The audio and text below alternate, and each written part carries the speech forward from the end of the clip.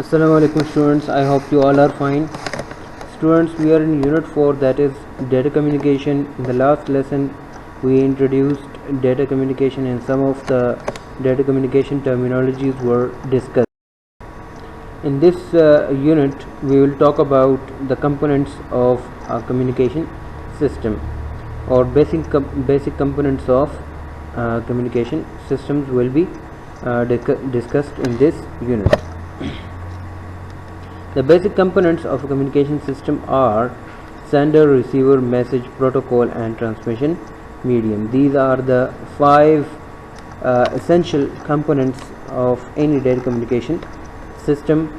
If any of these components are missing, it means that our communication system is not functional and it's incomplete. Here in this picture you can see that all these 5 components are present in this communication system. We have the sender, which is a computer, and receiver, which is also a computer.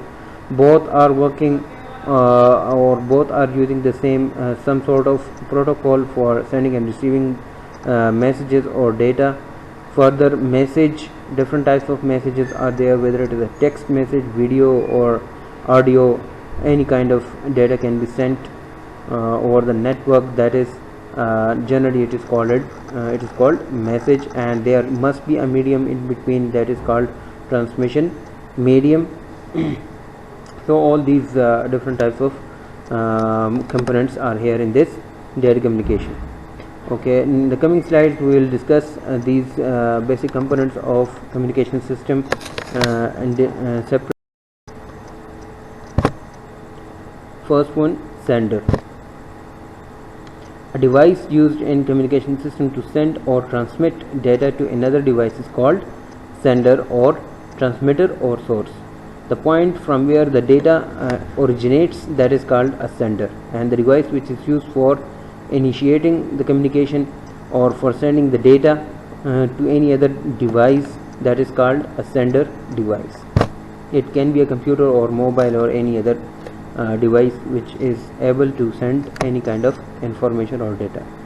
The sender may be a computer, workstation, telephone, handset, video camera, mobile phone, radio and TV station, etc.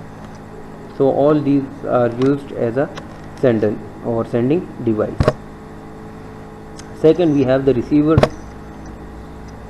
A device used in communication system to receive messages from another device or sender is called receiver or sink.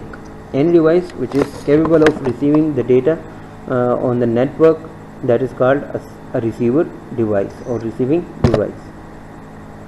A receiver may be a computer, workstation, telephone, handset, mobile phone, television set, printer, fax machine and radio, etc. All these are examples of receiving devices.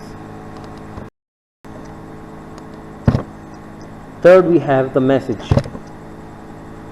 The message is the information or data that is to be transferred from one location to another. Whatever the data, whatever the type of data or information that we are sending to one another on the network, that is called message. So generally we call it message. It may consist of text, numbers, pictures, sounds, videos or any combination of these. The fourth component of data communication, that is protocol. A set of rules that guides or governs data communication is called protocol. See, in normal life, whenever we communicate with each other, even humans, when they communicate with each other, they have to follow some rules or some protocols. Like if, for example, if I want to communicate with any other person who doesn't know Urdu or Pashto, or he can just understand English language, which is an international language, so I'm supposed to talk or to speak or to communicate in English. If I'm communicating with him in any other language which is not understandable for him, so that means that I'm not following the protocol, I'm not following the rules. So there must be some sort of rules or protocols which must be followed by both the parties, that is the sender and the receiver must follow the same protocols or rules, or The sending or the receiving device must be able to understand those rules. It represents an agreement between the communication devices. So that is a compulsory for both the devices, the sending device or the receiving device, to agree or to follow the same protocol rules. Without a proper protocol, the devices may be connected but they cannot communicate with each other. So that is the problem. For example, a person whose mother language is English cannot communicate with a person who can speak only Urdu without protocol. So both the parties must understand the protocols. And the fifth essential component of communication system, that is transmission medium, the link or channel through which the information is sent or received. Transmission medium is a path or channel through which message is transmitted, means sent or received from one location to another in a communication system. That is called transmission medium. It can be a wired medium or it can be a wireless medium. The twisted wire, fiber optic, microwave, satellite system, etc. are used as mediums. Some of them are wired mediums, while some of them are wireless mediums. Like here in this picture, we can see that fiber optic, twisted pair cable and coaxial cables, as you have already learned these cables or studied these cables in 8th class. So they are wired medium for communication.